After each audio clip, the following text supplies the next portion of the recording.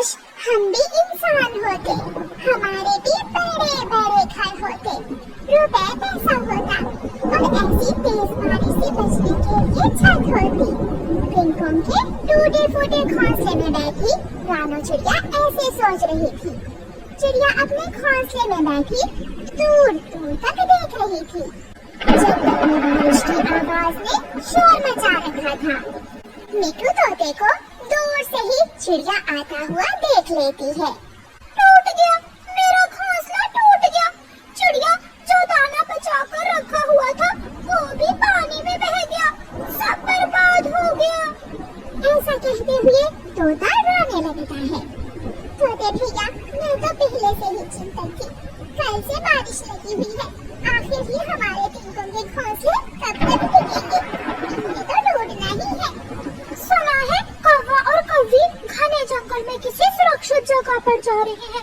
चलो चिड़िया, हम उन कौवों के पास जाते हैं और हम भी उन्हीं के साथ चले जाते हैं। वो कौवे इतने अच्छे हैं तो नहीं, जाकर देख लेते हैं। कालू, घोंसला उठाओ और मेरा दाना ढूंढो। घोड़ी कौवी पेड़ की डाल पर बैठी हुई थी और कालू कौवा नीचे गिरे हुए घोंसले को उल्टा सीधा करके अपना एक दाना ढूंढ रहा था। यहाँ कुछ नहीं है, मैंने सब देख लिया है। शायद वो दाना बारिश के पानी में बह गया है। खुद तो पेड़ भर कर खा लिया और मैं क्या भूखी रहूंगी अब? हमें देर हो रही है, हमें रात होने से पहले पहले घने जंगल में जाना होगा। चिड़िया और तोता भी वहाँ पहुँच जाते हैं। गोरी बहन, कालू कहाँ है? वो बैठा है नीचे, घोंसले के साथ ही मेरा दाना भी गिर गया, वो ढूंढ रहा है। कालू कौवा भी वहाँ आ जाता है। कौवे कौवे, सुना है आप घने जंगल में किसी सुरक्षित जगह पर जा रहे हो? हाँ, वहाँ एक बड़ा सा लोहे का बना हुआ घर है। हम तेज बारिश में वहाँ बैठकर खुद को बारिश से बचा सकते हैं। हमें भी अपने साथ ले जाओ, मेरा और तोते का घोंसला भी टूट गया है। कौवे भैया, हम सब एक जगह एक साथ होंगे तो एक दूसरे की मदद भी कर सकेंगे। कालू, मेरा तो शरीर कांप रहा है बारिश में भीग भीग कर, बुरा हाल है मेरा। अब चलो, जिसे जिसे जाना है जल्दी करो। कालू कौवा घने जंगल में जाता है, बाकी सब भी कालू कौवे के पीछे पीछे थे। वहाँ एक रेलगाड़ी का पुराना डिब्बा था, जिस पर घास ऐसे उगा हुआ था जैसे जमीन पर उगता है।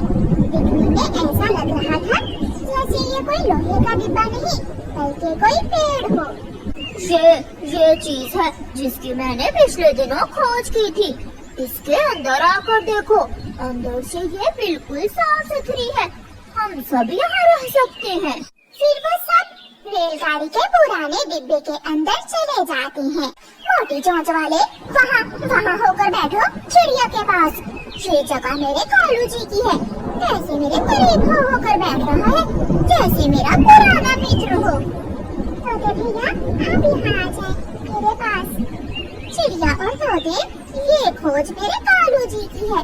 अगर तुम दोनों ने इसमें रहना है तो हमारे लिए दाना लाना होगा।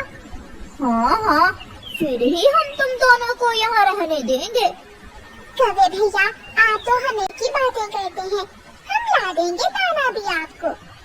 मोटी चोंच वाले, अब मुझे घूर क्या रहे हो? जाओ और मेरे लिए दाना लाओ, मैं भूख से मर रही हूँ। फिर चिड़िया बेचारी तेज बारिश में कौवों के लिए दाना लेने जाती है। जंगल में पानी होने के कारण जमीन पर कहीं भी दाना नहीं मिल रहा था। एक कबूतर बारिश का मारा हुआ उड़ता उड़ता रेल के उस पुराने डिब्बे के पास आ जाता है। कोई है यहाँ? यहाँ कोई है? हाँ, हम हैं यहाँ, बताओ क्या बात है? पक्षियों को वहाँ देखकर कबूतर खुश हो जाता है। मैं समझा यहाँ कोई नहीं होगा, अच्छा हुआ जो आप सब भी यहाँ ही हो। मैं भी रात गुजारने के लिए यहाँ आया हूँ। ना, ये अब हमारा घर है और हम अपने घर में किसी को नहीं आने देंगे।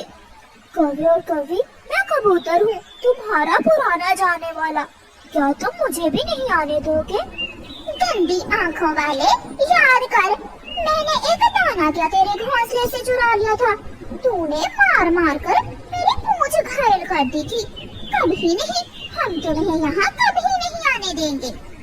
वो बारिश में भीग रहा है बेचारा।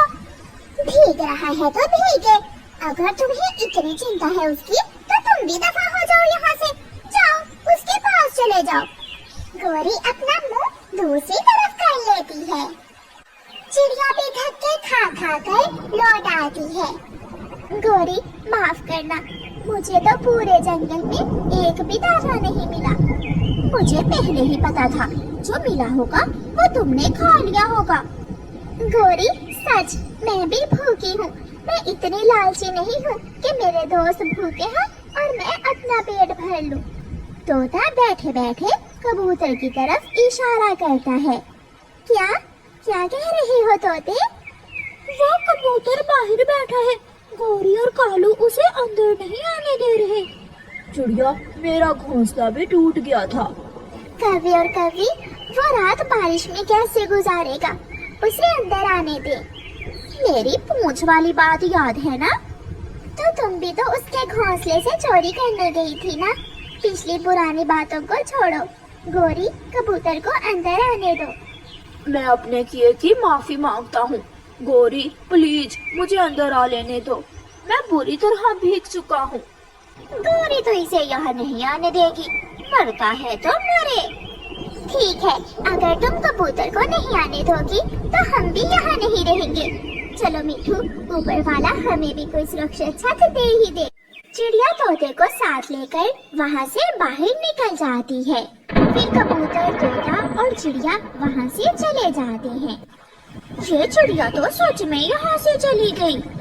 चिड़िया अपने दोस्तों के लिए कुछ भी कर सकती है। क्या था अगर तुम उस कबूतर को एक कोने में बैठ लेने देती। कालू, मैं भूख से मर जाऊंगी। तुम्हें तो पता है भूखे पेट मुझे बहुत गुस्सा आता है। नदी के उस पार बड़े बड़े पेड़ों में चिड़िया को कोई बड़ी सी चीज नजर आती है। वहाँ नीचे कुछ है, हमें वहाँ जाकर देखना होगा। वो सब दोस्त वहाँ आते हैं। वाह, ये तो बहुत बड़ी चीज है, ट्रेन के उस बड़े डिब्बे से भी बड़ी।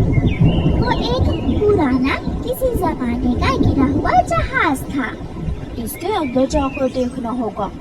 फिर वो सब उसके अंदर जाते हैं।